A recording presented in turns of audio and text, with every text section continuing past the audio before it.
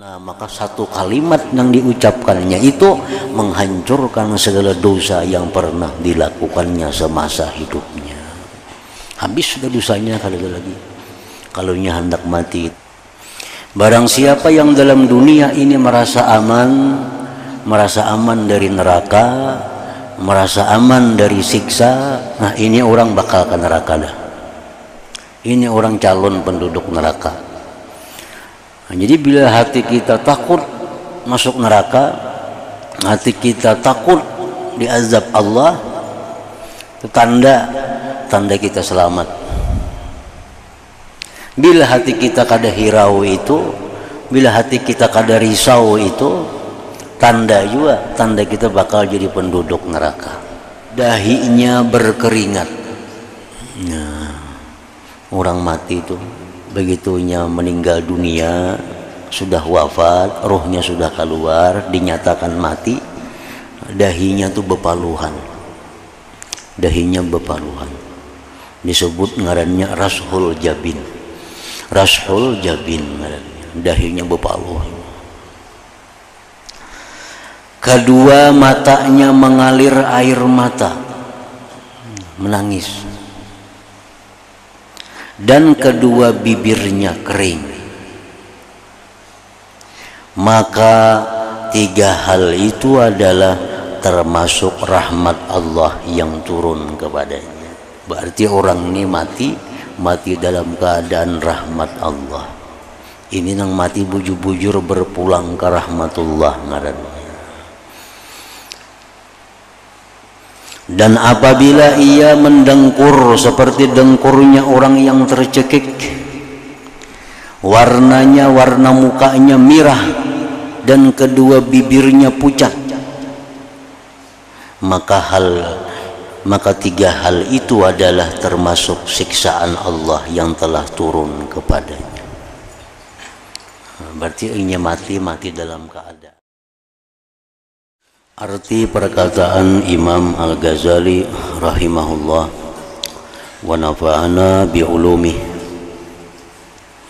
diriwayatkan bahwasanya Huzaifah ibnul Yaman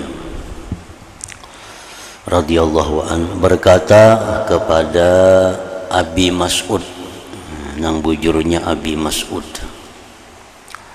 radhiyallahu an, dan ia ketika dengannya di akhir malam. Huzaifah berkata kepada Abi Mas'ud, bangunlah, lalu lihatlah saat apa sekarang. Maka Abi Mas'ud bangun, kemudian ia datang kepadanya dan berkata, awan merah telah terbit, artinya hari menjelang subuh. Maka Huzaifah berkata, saya berlindung kepada Allah dari pagi hari ke neraka. Artinya saya berlindung kepada Allah mati di pagi hari ini masuk ke dalam neraka. Itu artinya. Nah, ini kisah Huzaifah Al-Yamani. Begitu takutnya beliau menghadapi kematian, sampai-sampai beliau selalu berlindung kepada Allah agar dijauhkan dari api neraka.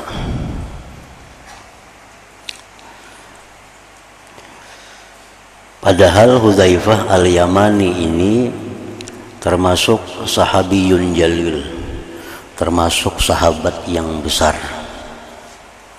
yang digelar dengan sahibu sirri Rasulullah sallallahu alaihi wasallam, yang digelar dengan sahabat yang mempunyai rahasia Rasulullah, Huzaifah Al-Yamani. Dan Huzaifah ini diberi keistimewaan bisa mengetahui hati seseorang yang mukmin dan yang munafik. Ini khusus diberikan Rasulullah kepada Huzaifah. Nah, kan di Madinah itu banyak orang munafik. Di Madinah banyak orang-orang yang pura-pura Islam untuk menyelamatkan diri, keluarga, hartanya, lalu pura-pura Islam. Sembahyang, umpat ke masjid, umpat bayar zakat, umpat juga orang hari raya, umpat puasa, tapi hatinya kafir. Nah, ini munafik. Nah, mengetahui orang munafik itu sulit karena bergaul sama dengan kita. Cuma Hudzaifah ini yang diberi ilmu oleh Rasulullah Sallallahu Alaihi Wasallam, mengetahui, oh si fulan itu munafik, si fulan ini mukmin, si fulan ini munafik, si fulan ini mukmin. Sampai-sampai Sayyidina Umar radhiyallahu an pernah bertanya kepada Hudzaifah ini, wahai Hudzaifah, coba periksa hatiku, apakah ada sifat nifak dalam hatiku ini. Umar pun bertanya kepada Hudzaifah, periksakan penghatiku ini, adakah sifat munafik di hatiku. Karena Hudzaifah tahu kalau orang tuh hatinya ada munafik, itu Hudzaifah tahu. Nah, jadi Hudzaifah yang sedemikian hebat, Hudzaifah yang sedemikian tinggi kedudukannya, beliau pun takut mati itu. Beliau takut mati masuk neraka.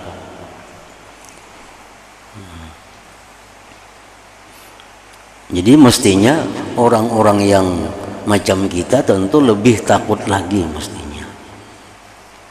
Orang macam Hudzaifah itu ketakutan mati masuk neraka, padahal orang yang hidup semasa dengan Rasulullah, orang yang diberi kepercayaan oleh Rasulullah, tetap takutan mati kalau masuk neraka.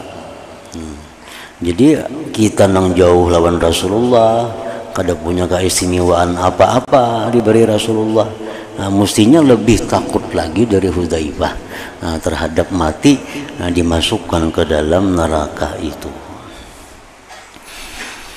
Dan sudah menjadi sebuah rumus dari Rasulullah, barang siapa yang takut matinya itu masuk neraka, barang siapa yang takut matinya itu disiksa, maka dia akan selamat di sana. Barang siapa yang dalam dunia ini merasa aman dari neraka, merasa aman dari siksa, nah ini orang bakal ke neraka dah. Ini orang calon penduduk neraka. Nah, jadi bila hati kita takut masuk neraka, hati kita takut diazab Allah, itu tanda kita selamat. Bila hati kita kada hirau itu, bila hati kita kada risau itu, tanda kita bakal jadi penduduk neraka. Nah, sebab kalau kita takut dengan masuk neraka itu, kita selalu menjaga diri dari maksiat, menjaga diri dari hal-hal yang dimurkai Allah. Karena takutan, banyak berdoa mudahan selamat dari neraka, banyak berdoa mudahan husnul khatimah. Nah, ini alamat-alamat orang yang ahli surga. Kalau kada menghiraukan dengan neraka, lalu perbuatannya ini kada terkontrol, berdoa supaya jangan masuk neraka itu bilang kada ada berdoa, paling berdoa umpat orang aruh aja. Ada orang Allah berdoa selamat, terbuat selamatkan dari neraka aja, amin. Paling itunya. Memberdoa seorang kada bisa. Berdoa seorang kada bisa. Pemirsa berdoa tengah malam, ya Allah jauhkan hamba dari neraka, kada biasa. Nah, paling jauh 4 orang. Nah, kada hirau, kada takutan. Ini sudah alamat bakal masuk tuh ke sana. Nah, jadi Hudzaifah al-Yamani ini orang mulia, orang yang semasa dengan Rasulullah Sallallahu Alaihi Wasallam, makin takut dengan neraka, jelas menunjukkan bahwa beliau ini min ahlil jannah, beliau ini ahli surga itu.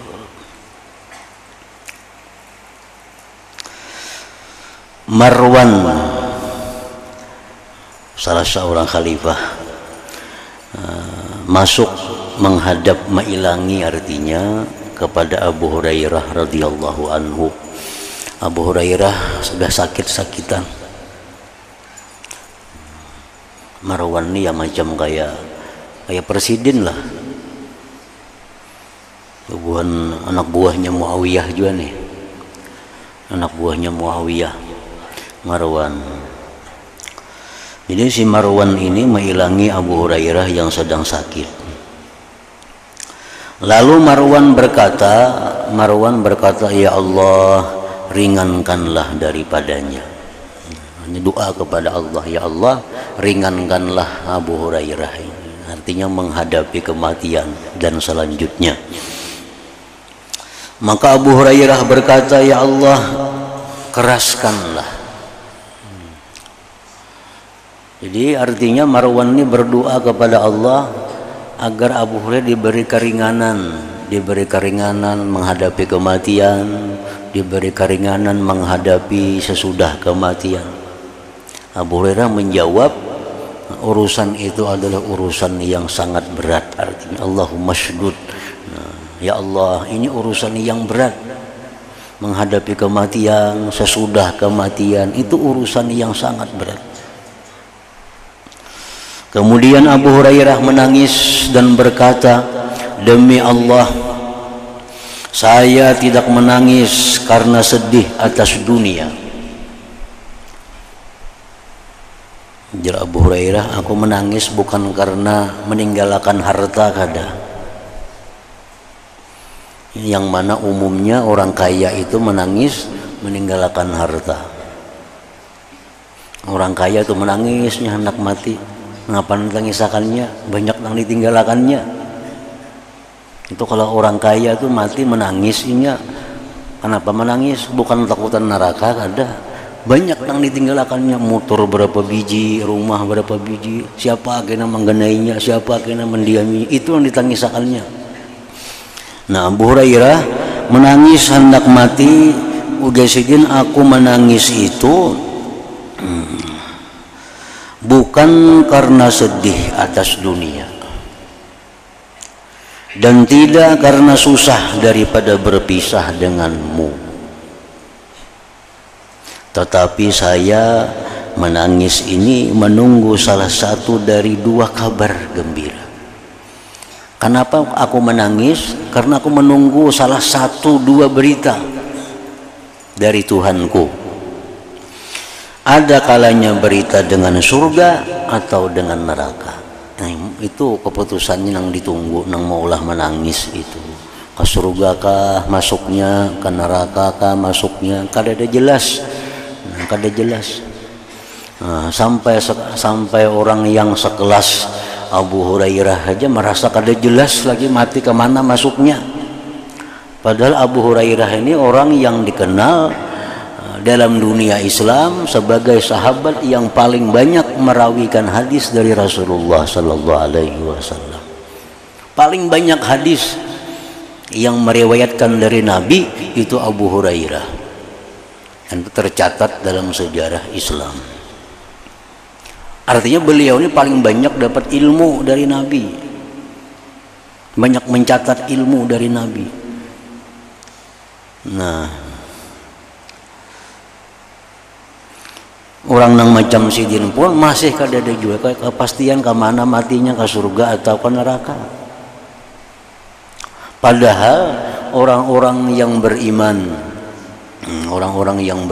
tuh, yang hidup semasa Nabi, yang sering ranjak melihat wajah Nabi dengan penuh cinta, yang sering melihat wajah Nabi dengan penuh hormat, yang sering bersama-sama Nabi, ini boleh dipastikan sudah ahli surga sudah sebenarnya. Orang-orang, jangankan orang itu, andai kata kita sekarang ini melihat Nabi yaqzatan pada waktu bangun, misal kita melihat Nabi nih, itu boleh sudah dikatakan bahwa kita ini termasuk ahli surga sebenarnya. Tetapi orang yang macam ini kayak Abu Hurairah, orang yang berapa tahun bergaul dengan Nabi, kemana Nabi umpat, makanya banyak dapat hadis Nabi. Sidin pun kadang merasa aja mati itu bakal ke surga, merasa kada tentu juga ke surga mati.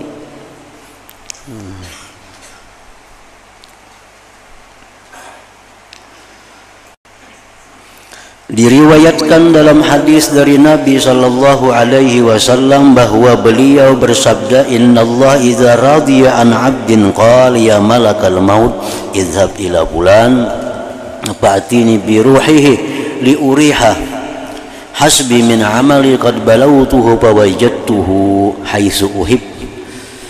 Fayanzilu malakul maut wa ma'ahu 500 minal malaikah wa ma'ahum qadbanur raihan wa usuluz za'faran kullu wahid minhum yubashshiruh bi bisyarati wa bisyarati sahibih wa taqumul malaikat saffain li khuruji ruhi ma'ahumur raihan fa idza nadhara ilaihim iblis wada'a yadahu ala ra'si summa sarakh qala fayaqulu lahu junuduhu ma lak ya sayyidana fayaqul ama tarawna ma'uti hadzal 'abdu minal karama aina kuntum min hadza qalu qad jahadna bih fakana ma'suma.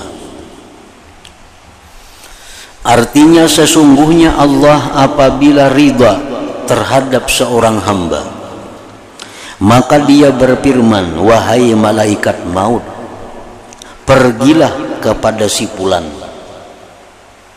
lalu bawalah ruhnya kepadaku agar aku menyenangkannya. Cukup akan aku dari amalnya, aku telah mengujinya, lalu aku mendapatkannya menurut apa yang kusukai. Nah, ini malaikat maut hendak mencabut nyawa orang yang diridai Allah.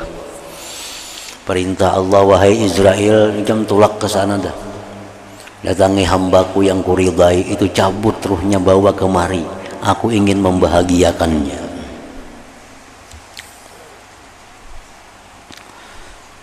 Maka malaikat maut turun dan bersamanya 500 malaikat, dan bersama mereka batang-batang yang harum dan akar za'faran. Masing-masing dari mereka memberi kabar gembira kepadanya dan berita gembira selain berita gembira temannya. Malaikat berdiri dengan 2 saf untuk keluar rohnya, yang bersama mereka bau-bau yang harum. Maka apabila iblis memandang kepada mereka, maka ia meletakkan tangannya di atas kepalanya, kemudian ia berteriak. Iblis kesal, iblis kecewa melihat ini hamba Allah begitu wafat disambut oleh ratusan malaikat dengan bau yang harum.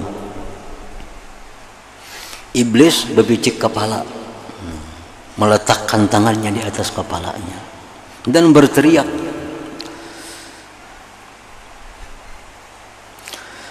Rasulullah bersabda, lalu tentara-tentara iblis, anak buahnya, pasukannya, bertanya kepada iblis, apa yang terjadi bagimu wahai penghulu kami? Kenapa pian berpicik kepala? Kenapa pian berkuriak? Iblis menjawab, apakah kamu tidak melihat apa yang diberikan Allah kepada hamba ini daripada kemuliaan? Di mana kamu dari orang ini? Kamu kada tahu kah orang ini? Kada digoda kayaknya semasa ini hidup, kada diganggu kah semasa ini hidup, sehingga dia bisa mulia di sisi Allah. Mereka menjawab, anak buahnya ini menjawab, kami telah bersungguh-sungguh menggodanya. Kami sudah seringkali menggodanya, mengganggunya supaya jangan takwa kepada Allah. Kami sudah berkali-kali menggodanya agar maksiat kepada Allah. Maka dia adalah orang yang dipelihara Allah. Artinya kami menggoda kada mampan, kami rayu kada mampan, karena dia sudah dipelihara oleh Allah Subhanahu wa ta'ala. Nah, jadi artinya bahwa orang-orang yang diridai Allah itu apabila malaikat maut datang mencabut nyawanya, maka malaikat maut itu membawa rombongan dari malaikat untuk menyambut rohnya tadi, membawa ke hadirat Allah Subhanahu wa ta'ala.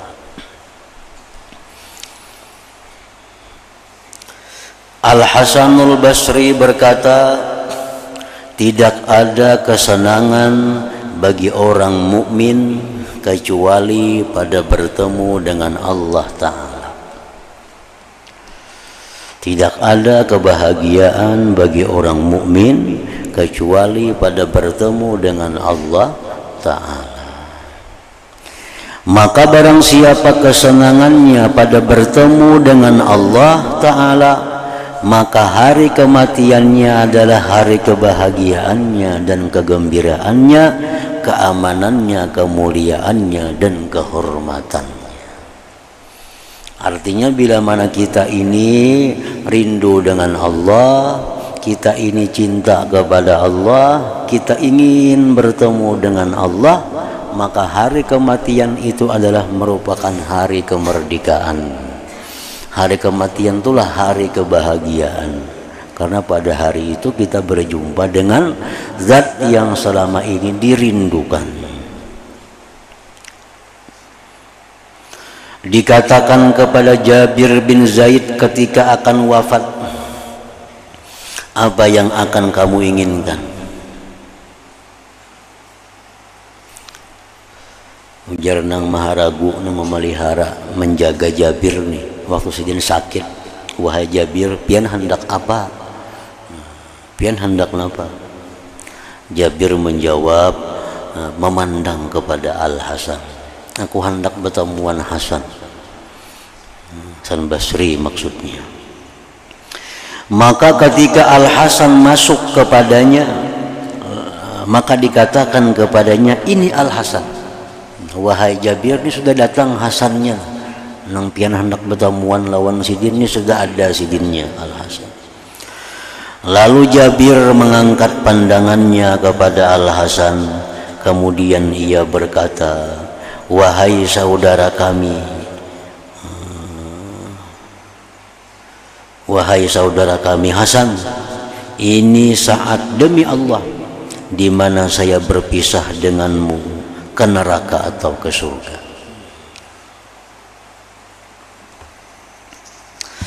Muhammad bin Wasi' berkata ketika akan meninggal dunia, wahai saudara kami, alaikumussalam, ke neraka atau Allah memaafkan. Ke neraka atau Allah memaafkan. Sebagian mereka bercita-cita agar ia tetap dalam nazak pencabutan nyawa selama-lamanya dan tidak dibangkitkan bagi pahala maupun siksa. Jadi orang-orang salihin dahulu itu ada yang mengingini bahwa selama-lamanya dalam sakaratul maut kadang menghendaki dibangkit lagi di akhirat, karena takutan namun dibangkit tuh bisa-bisa ke neraka mati. Biar sudah macam ini salawasan dalam sakaratul maut saja. Nah, maka takut terhadap su'ul khatimah.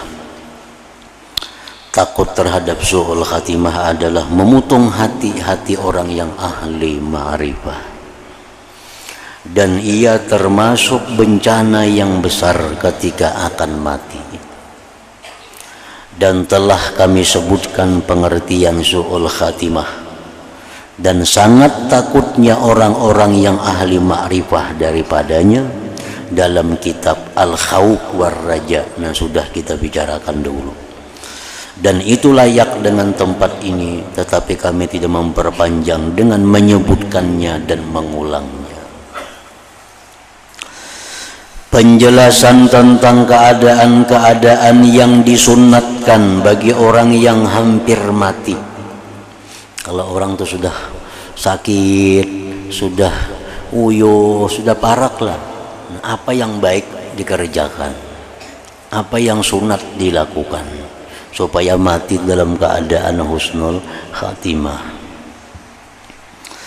Ketahuilah bahwasanya yang disukai ketika mati dari rupa orang yang hampir mati adalah tenang dan diam.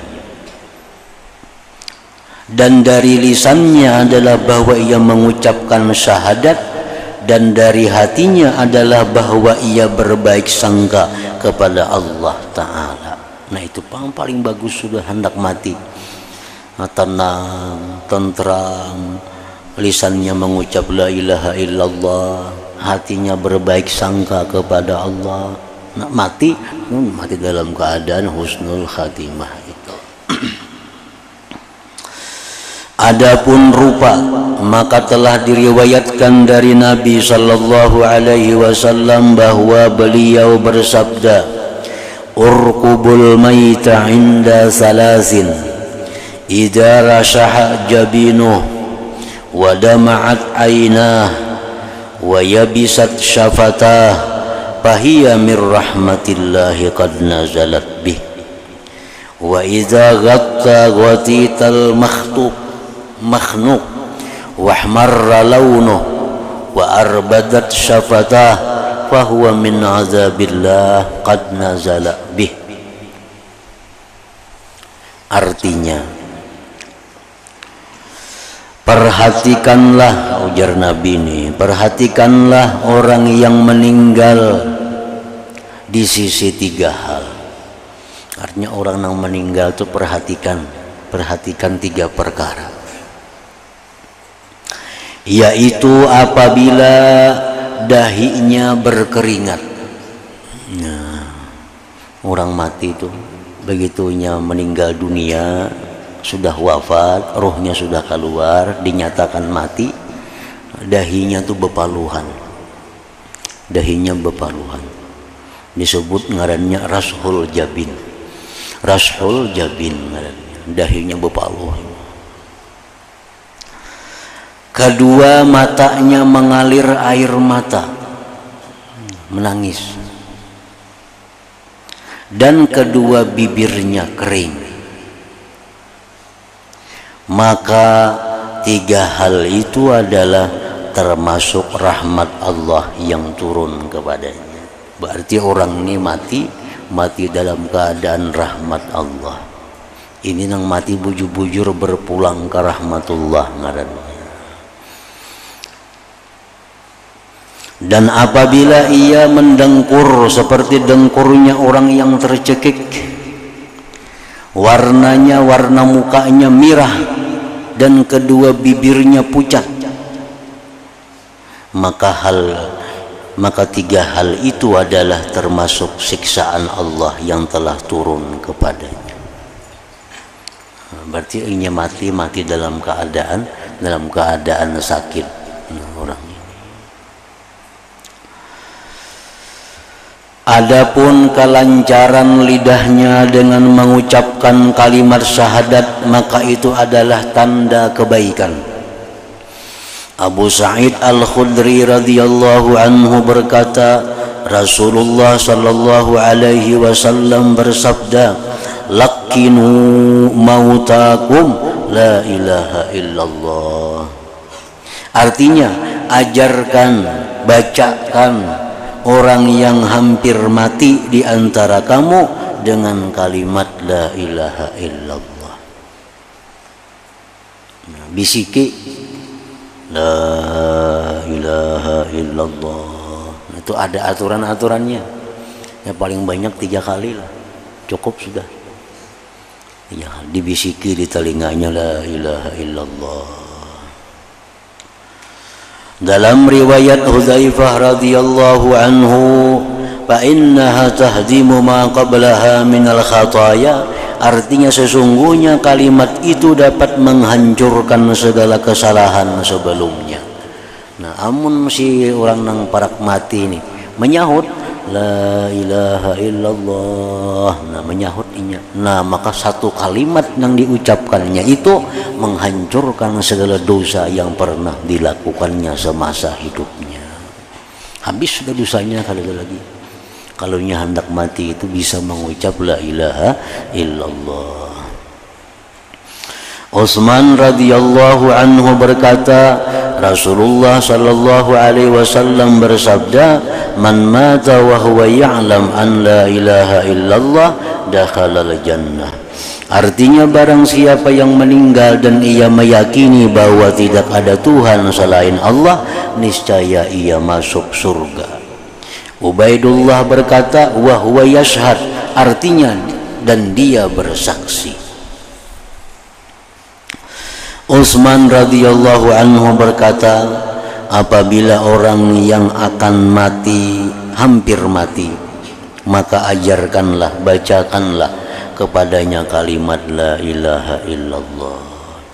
Karena sesungguhnya tidaklah seseorang hamba yang diakhiri dengan kalimat tersebut ketika akan mati, melainkan adalah kalimat itu bekalnya menuju surga. Umar radhiyallahu anhu berkata, datangilah orang-orang yang akan mati di antara kamu. Artinya mun ada kita nar habar si fulan sakarat, si fulan banget, nah, datangi. Dan ingatkanlah mereka, maka sesungguhnya mereka melihat apa yang tidak kamu lihat. Nah, orang sakarat tuh melihat yang kada kita lihat. Ya, malaikat-malaikat melihat malaikat maut, melihat macam-macam dilihatnya. Maka sesungguhnya mereka melihat apa yang tidak kamu lihat, dan ajarkanlah mereka dengan kalimat la ilaha illallah. Abu Hurairah radhiyallahu anhu berkata, saya mendengar Rasulullah sallallahu alaihi wasallam bersabda, hadara malakul maut rajulan yamut fanadhara fi qalbihi falam yajid bihi syai'a fafaqqa lahyaihi fawajada tarafa lisanihi lasikan bihanakih yaqulu la ilaha illallah faghufira lahu bikalimatil ikhlas. Artinya malaikat maut mendatangi seorang laki-laki yang akan mati. Lalu ia melihat di dalam hatinya, maka ia tidak mendapatkan sesuatu di dalamnya. Lalu ia membuka kedua tulang dagunya, maka ia mendapatkan ujung lisannya menimpil dengan langit-langit mulutnya, seraya mengatakan la ilaha illallah. Maka diampuni baginya karena kalimat ikhlas itu.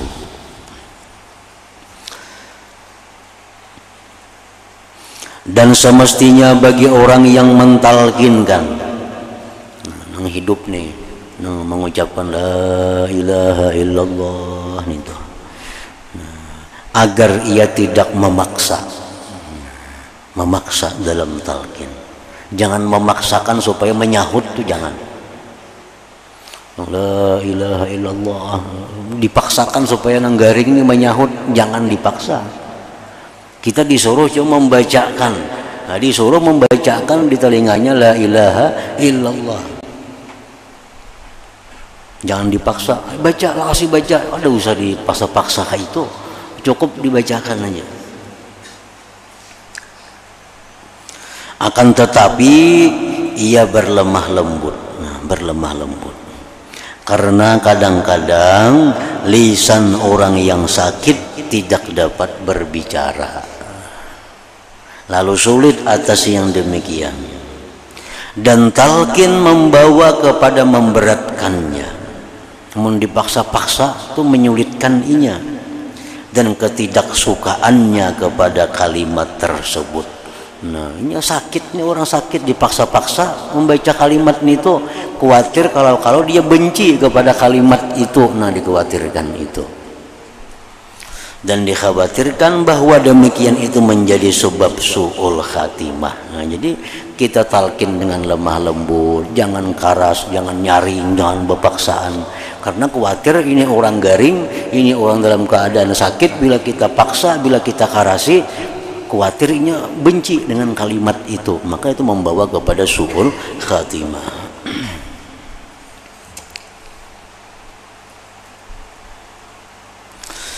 Hanya saja makna ini kalimat adalah bahwa seseorang mati dan tidak ada di dalam hatinya sesuatu selain Allah. Nah, itu.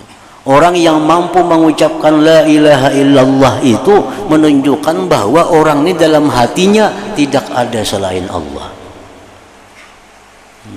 Ini sulit. Orang yang hatinya kosong daripada makhluk, orang yang hatinya kosong daripada dunia, itulah orang yang akan mampu mengucapkan la ilaha illallah di akhir hayat itu.